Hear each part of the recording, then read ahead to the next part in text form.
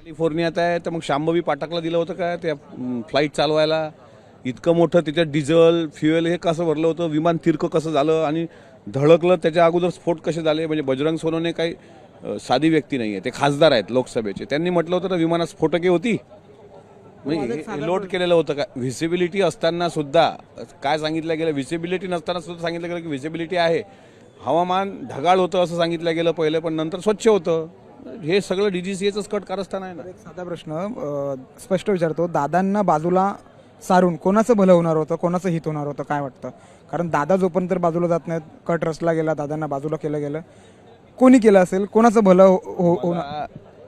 CID चौकशी जी लागलेली आहे, AAIBची चौकशी जी लागलेली आहे, त्या चौकशी यंत्रणेवर पूर्ण विश्वास आहे. आणि तुमच्या आणि महाराष्ट्राच्या मनातले जे प्रश्न आहेत की दादा कोणाला जड जात होते का, दादांनी काही गोष्टी घडून आणण्यासाठी प्रामाणिकपणे प्रयत्न केल्यानंतर त्यांना काही त्रास होत होता का, वगैरे वगैरे वगैरे जे प्रश्न आहेत त्याबाबत लवकरच खुलासा होईल असं मला वाटतं. आंबेडकरजी मी परत विचारतो, ज्या दादांनी जनसामान्यासाठी न्यायासाठी ते भांडले, त्यांची फक्त FIR घेण्यासाठी एवढा त्रास झाला, सत्तेमधल्या आमदारांना, विरोधातल्या आमदारांना FIR नोंदवण्यासाठी एवढा त्रास झाला, वाटतं न्याय मिळेल दादांना? उम्मीद पे दुनिया कायम है असं एक उर्दू शब्द आहे.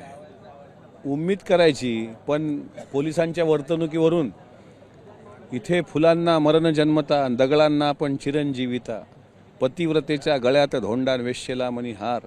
पुढचं वाक्य काही मला म्हणायची इच्छा नाही, पण अशा पद्धतीचं पोलिसांचं गैरवर्तणूक हे शंकेला जागा देते.